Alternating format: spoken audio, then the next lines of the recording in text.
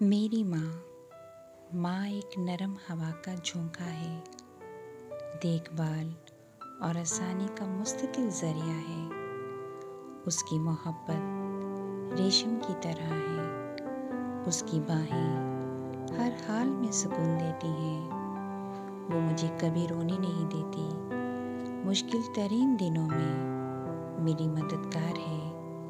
وہ مجھے خوش کرتی ہے، مجھے اوپر اٹھاتی ہے، کبھی بھی مجھے اپنی قسمت پر نہیں چھوڑتی۔